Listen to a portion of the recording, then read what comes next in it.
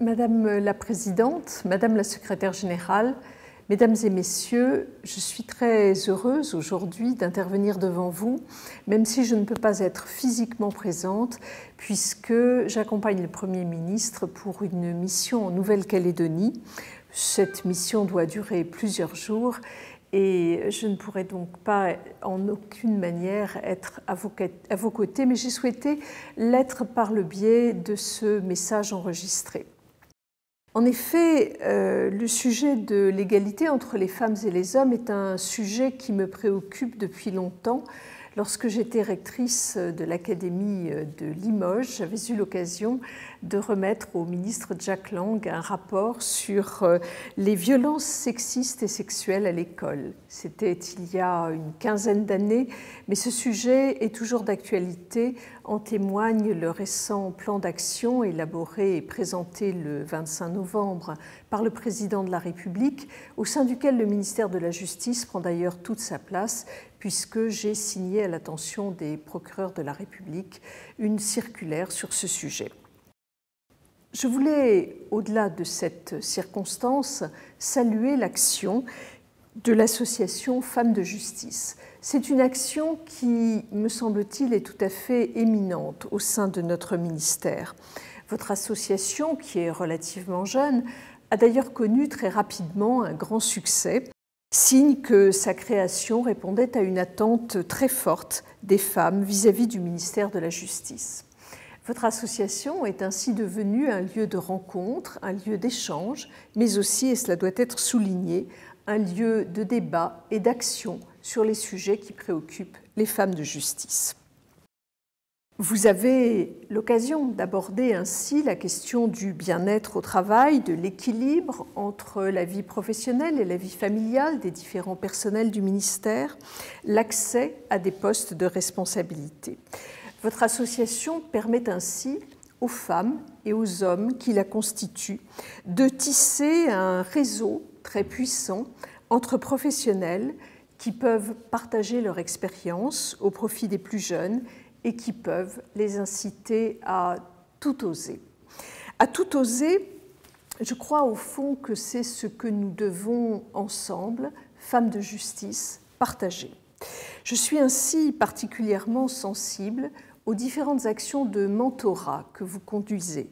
Grâce à votre action, en un an, une vingtaine de jeunes femmes ont pu en bénéficier et c'est une transmission d'expérience extrêmement précieuse que vous savez ainsi mobiliser. Il me faut également remercier Madame Marie-Françoise Lebon-Blanchard, votre présidente, qui est par ailleurs haute fonctionnaire en charge de l'égalité femmes-hommes, inspectrice générale adjointe des services judiciaires et membre du Haut Conseil à l'égalité femmes-hommes, la remercier pour le travail qu'elle a effectué. Elle a contribué à sensibiliser les agents du ministère en faveur de l'égalité femmes-hommes. Elle a contribué à instaurer une transversalité dans ses différentes actions, à alimenter et à animer la feuille de route du ministère, à intervenir au sein de nombreuses instances, qu'il s'agisse des juridictions ou bien des différents colloques auxquels elle a pu participer, pour y dispenser des formations et des informations sur ce sujet. Je la remercie de son implication, ainsi que celle d'ailleurs de sa stagiaire Léa. Son départ prochain pose la question du renouvellement de ce poste et de son positionnement, et j'y reviendrai dans quelques instants. Dans une action globale conduite par le ministère, un rapport a été rendu récemment, m'a été remis par l'Inspection générale du ministère de la Justice. C'est un excellent rapport sur la féminisation des métiers de justice que Monsieur l'inspecteur général et Madame l'inspectrice Sandrine Zentara vont vous présenter dans quelques instants. Je dois dire de ce point de vue que je soutiens entièrement les pistes d'amélioration qu'il suggère et qu'il me semble en effet que les membres de la mission, qui ont fait un travail remarquable, ont cherché les pistes dans lesquelles nous pouvions nous engager et qui me semblent pouvoir être suivies. Ils ont ainsi exploré les nombreuses facettes que recouvre la question de la féminisation des métiers du ministère de la Justice.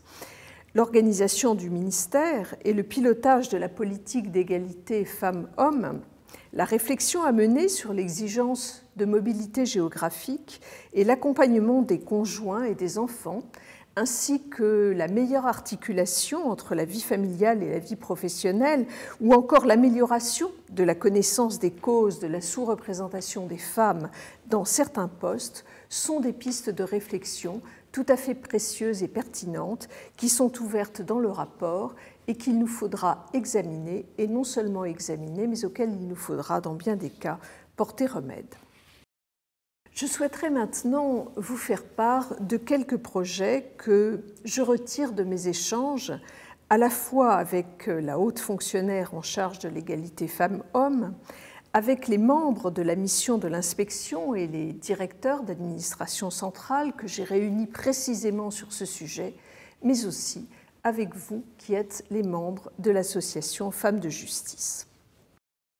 Au vu de nos différentes rencontres, il me semble pertinent d'identifier 3 types d'actions que je souhaite pouvoir mettre en œuvre dès l'année prochaine.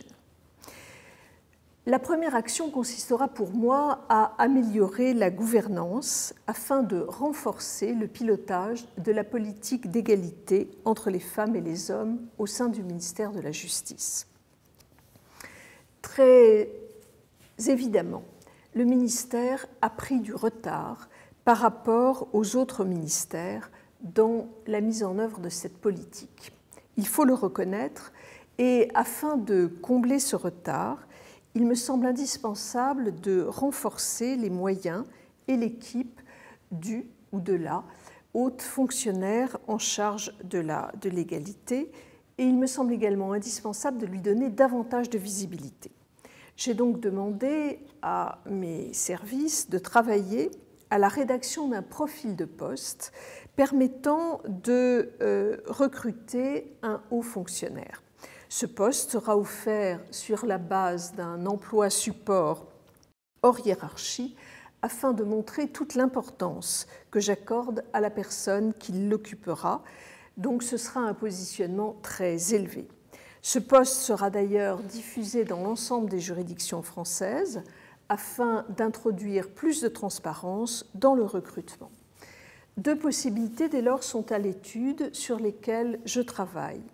Soit ce haut fonctionnaire, cette haute fonctionnaire, sera nommé sur un poste à plein temps et non plus à mi-temps au sein de l'Inspection générale de la justice.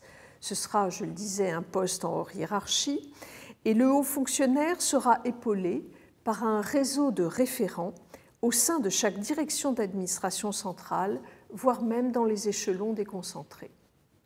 Soit, c'est la seconde hypothèse, il ou elle sera nommé au sein du secrétariat général du ministère sur un emploi équivalent et il pourra ainsi s'appuyer sur une chargée de mission à temps plein pour l'assister dans ses fonctions. Bien entendu, les référents dans chaque direction d'administration centrale continueront à faire cercle autour de lui ou autour d'elle. Cette question de la gouvernance me semble être tout à fait essentielle pour mieux piloter l'action en faveur de l'égalité entre les femmes et les hommes au sein du ministère de la Justice. Je suis également préoccupée, et c'est le deuxième axe d'action que je souhaiterais développer, je suis également préoccupée par la question de la mixité des métiers au sein de notre ministère. Il me semble utile de lancer une réflexion approfondie sur les moyens d'améliorer l'attractivité des études juridiques et, par voie de conséquence, la mixité des métiers du droit. Il me semble important, dans un certain nombre de métiers, de pouvoir attirer plus d'hommes. En effet, il me semble tout à fait essentiel, et j'ai pu le constater lorsque je suis allée récemment à Dijon, où j'ai pu observer que le métier de greffe était exercé à plus de 80% par des femmes, notamment dans les dernières promotions. Cela ne me semble pas tout à fait satisfaisant et il me semble important de revaloriser ces métiers pour qu'ils puissent vraiment obtenir plus de mixité dans leur composition. J'envisage d'ailleurs de confier au Conseil national du droit une mission en ce sens, conjointement avec le ministère de l'Enseignement supérieur. Je crois également qu'il n'est pas possible de passer plus longtemps sous silence l'accès plus égalitaire entre les femmes et les hommes aux postes de plus haute responsabilité au sein de notre ministère. Afin d'améliorer la trajectoire des femmes, afin de mieux connaître les trajectoires des hommes et des femmes et leur accès aux fonctions d'encadrement, je souhaite que le ministère de la Justice se dote de véritables outils statistiques permettant d'effectuer un bilan sexué des nominations. On ne porte remède qu'à une chose que l'on connaît bien, et il me semble que c'est là le préalable indispensable pour permettre aux femmes d'accéder de manière égalitaire aux plus hautes fonctions d'encadrement. Enfin, comme mère de famille, mais aussi comme ministre de la Justice, je suis extrêmement sensible à la question de la conciliation entre la vie professionnelle et la vie familiale et au souci de parvenir à un meilleur équilibre entre ces temps de vie. Cela correspond à une aspiration forte de toutes, mais aussi de tous, et en particulier des jeunes générations. Je ne sous-estime pas les difficultés que cela représente pour certains métiers de la justice, qui imposent parfois des permanences régulières et une disponibilité la nuit, le week-end, les jours fériés. Mais nous devons y répondre pour que le travail reste un lieu d'épanouissement et non de sacrifice d'une vie personnelle et familiale, et pour que nos métiers puissent continuer à attirer des hommes et des femmes. Je souhaite ainsi engager une réflexion en ce sens et qui porterait notamment sur la déclinaison au sein du ministère de la Justice du protocole du 8 mars 2013 relatif à l'égalité professionnelle entre les femmes et les hommes dans la fonction publique, lequel protocole prévoit notamment la mise en œuvre d'une charte des temps. Je souhaite également engager une réflexion sur le développement du recours au télétravail, qui pourra profiter également du chantier qui est par ailleurs engagé sur la dématérialisation des procédures. Enfin, je souhaite l'intégration dans les formations en management d'une sensibilisation à la conciliation des temps de vie, car l'exemple doit venir également du plus haut. Je souhaite pour terminer dire un mot sur la féminisation des titres, des grades et des fonctions.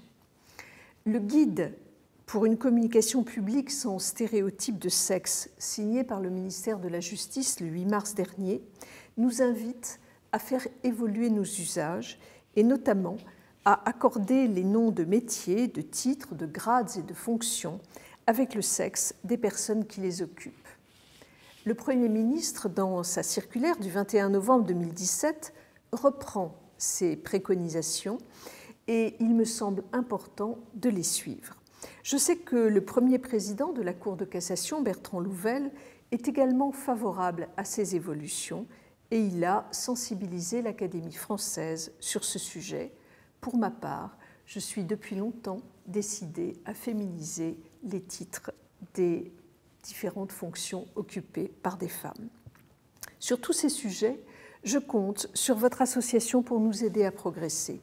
Le directeur des services judiciaires est d'ailleurs à votre entière disposition pour en discuter de manière plus approfondie. Je voudrais surtout vous assurer de mon plein engagement à vos côtés sur les sujets que vous défendez. Il me semble que c'est une manière de faire progresser l'ensemble de la justice en France et je suis sûre que nous pourrons de ce point de vue nous nourrir des passionnants échanges que vous commencerez à avoir dès cet après-midi.